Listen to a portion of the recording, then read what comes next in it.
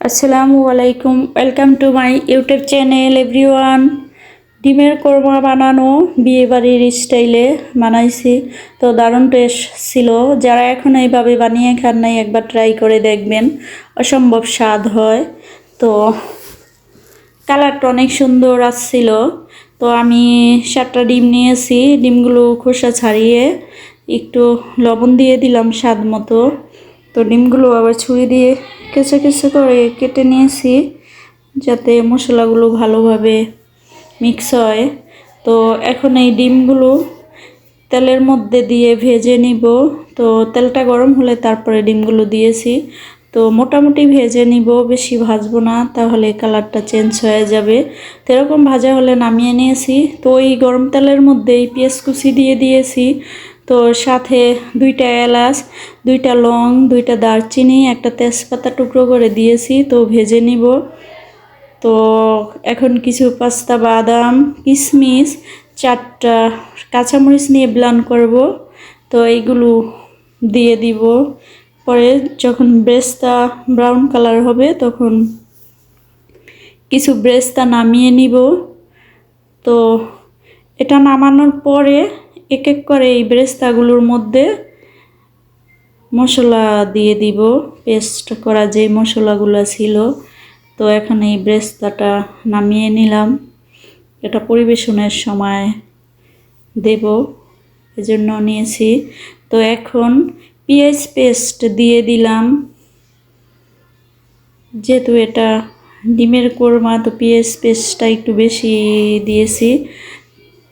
তো 4 চামচে 3-4 চামচের মতো হবে। তো এখন যেই পেস্টটা বানিয়ে রেখেছিলাম পাস্তা কিশমিশের, ওই পেস্টটা দিয়ে দিলাম। তারপর আদা রসুন পেস্ট দিয়ে দিলাম 4 চামচের 1 চামচের মতো। জিরা, মরিচের গুঁড়া, ধনিয়ার গুঁড়া দিয়ে দিছি 1/2 চামচের মতো, মরিচের গুঁড়া দিয়েছি 1 চামচ, কারণ কাঁচামরিচ যেহেতু পেস্ট করে দিয়েছিলাম এজন্য 1 চামচ দিলাম। তো এখন এটা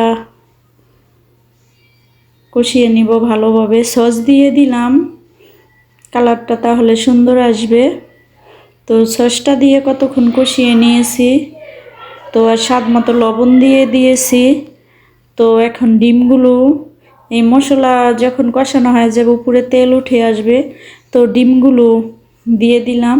ডিমগুলো দিয়ে একটু নাড়াচাড়া করে তারপর লিকুইড গরম দুধ রাখছিলাম এগুলো দিয়ে দিলাম 400 গ্রামের মতো।